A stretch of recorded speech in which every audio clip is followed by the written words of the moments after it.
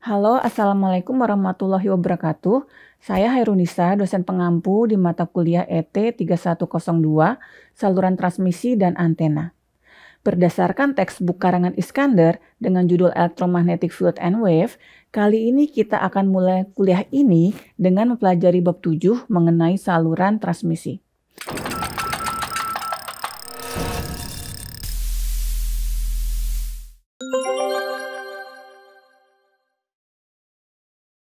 Saluran transmisi sering kita sebut sebagai kabel yang tugasnya adalah mengirimkan gelombang elektromagnetik. Kabel yang akan dibahas di sini adalah kabel yang terdiri atas dua buah konduktor.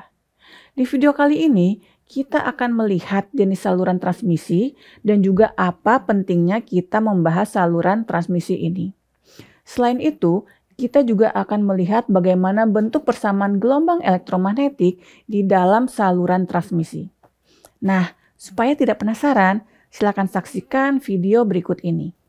Yang harus kita ketahui pertama kali pada saat kita membahas mengenai saluran transmisi adalah apa fungsi dari saluran transmisi tersebut. Di sini, fungsi dari saluran transmisi adalah mengirimkan gelombang elektromagnetik. Nah, untuk bab 7, saluran transmisi yang kita bahas strukturnya terdiri atas dua buah konduktor yang saling terpisah, di mana konduktor tersebut disusun sedemikian rupa dalam suatu dielektrik. Contoh dari saluran transmisi dapat kita lihat seperti yang tampak pada slide. Ini adalah kabel koaksial, di mana pada kabel koaksial ini terdapat dua buah konduktor dalam dan konduktor luar yang saling terpisah, dan di antara kedua buah konduktor tersebut terdapat dielektrik. Contoh lainnya adalah kabel paralel, di mana ada konduktor di dalam lapisan kabel yang berwarna merah, dan juga terdapat konduktor yang saling terpisah di dalam lapisan kabel yang berwarna hitam, di mana lapisan yang berwarna merah dan hitam ini adalah dielektrik. Contoh lainnya adalah microstrip line, di mana pada microstrip line ini terdapat dua buah konduktor, yaitu konduktor atas dan juga konduktor bawah yang berfungsi sebagai ground plane. Di antara ground plane dan juga konduktor atas terdapat dielektrik dengan permitivitas tertentu. Berarti berdasarkan penjelasan tadi, maka saluran transmisi yang kita bahas di bab 7 ini pada dasarnya adalah kabel. Nah, sekarang timbul pertanyaan, kenapa kita perlu membuat bahasan mengenai kabel? Nah, sekarang kalau kita lihat, pada saat kita berbicara tentang teknologi telekomunikasi, seringkali kita menggunakan frekuensi tinggi, di mana order dari frekuensi kita adalah di atas 100 MHz. Contoh, jika kita melihat sistem GSM, frekuensi yang digunakan adalah 900 MHz, berarti jika kita anggap gelombang merambat di udara, maka panjang gelombang adalah 1/3 meter. Nah, dari sini kita lihat, jika kita memiliki kabel yang panjangnya hanya 10 meter, ternyata yang 10 meter ini akan terasa panjang oleh gelombang yang frekuensinya adalah 900 MHz. Coba kalau kita bandingkan dengan frekuensi gelombang PLN, di mana frekuensinya hanya 50 Hz. Yang artinya, panjang gelombangnya, jika kita anggap gelombang merambat di udara, dengan menggunakan persamaan lambda sama dengan C/F, maka gelombang dengan frekuensi 50 Hz tersebut akan memiliki panjang gelombang dalam order ribuan kilometer. Nah, sekarang bayangkan jika kita memiliki suatu sistem di mana generator ada di kota Jakarta, sedangkan beban ada di kota Surabaya. Kalau kita lihat, jarak dari Jakarta ke Surabaya hanya sekitar 800 sampai 900 km. Jika dibandingkan dengan gelombang yang panjangnya sampai ribuan kilometer, maka si 800 km itu terasa pendek. Sehingga gelombang merasa kabel itu tidak ada fungsinya.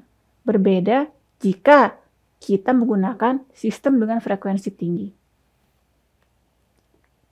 Nah, sekarang kita lihat pada saat kita membahas mengenai saluran transmisi, ternyata besaran yang kita gunakan adalah tegangan dan arus.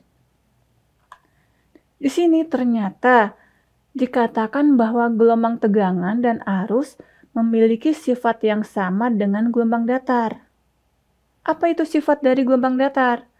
Gelombang datar memiliki sifat bahwa tidak ada komponen dari medan listrik maupun medan magnet yang searah dengan arah rambat gelombang.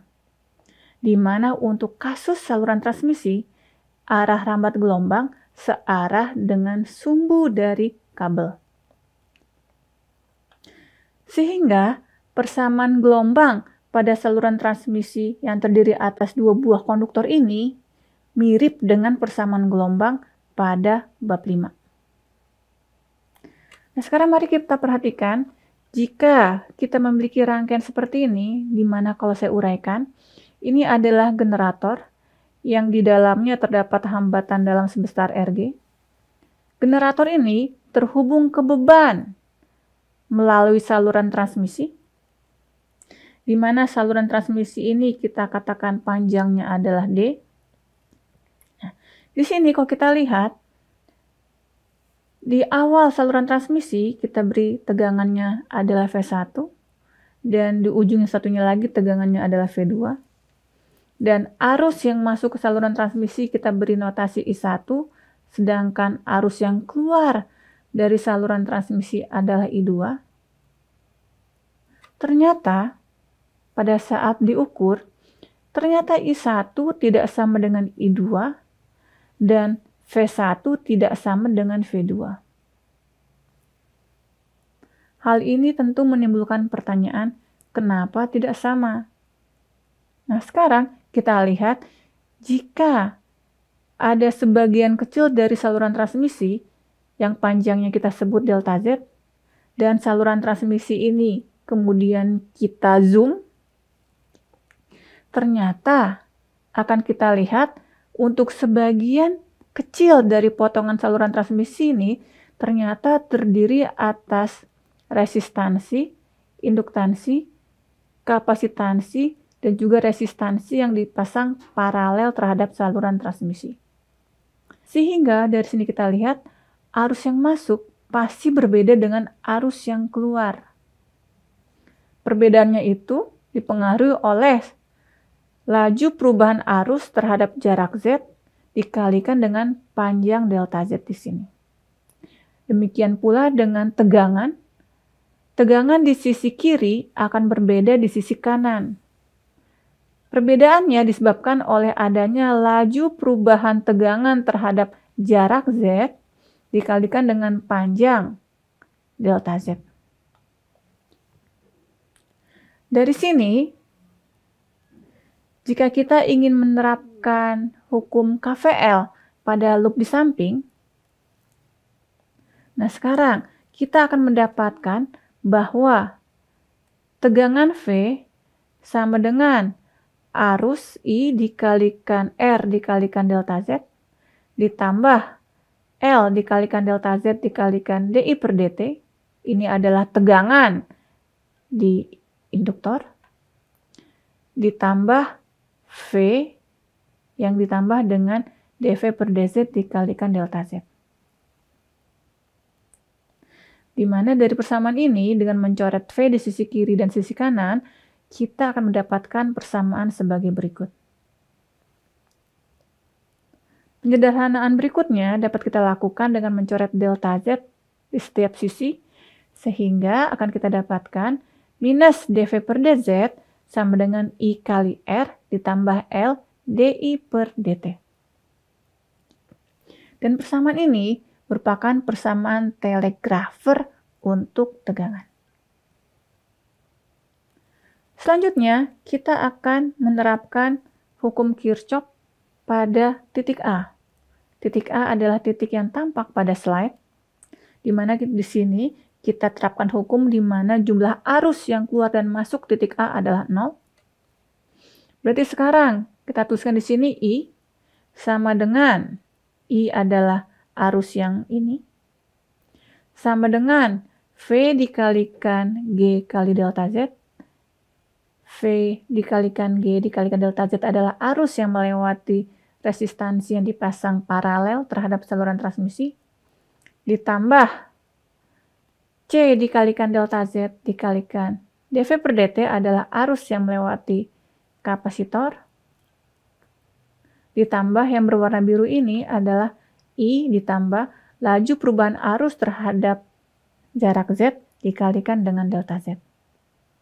Dengan menyoret I di sisi kiri dan sisi kanan, dan juga kita lakukan penyederhanaan dengan menghilangkan komponen delta Z, maka akan kita dapatkan persamaan ini, di mana persamaan ini adalah persamaan telegrafer untuk arus.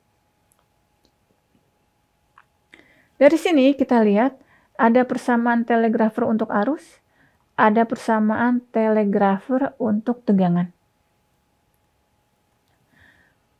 Untuk kondisi di mana saluran transmisi adalah tidak meredam, maka besarnya resistansi G dan juga resistansi R adalah 0.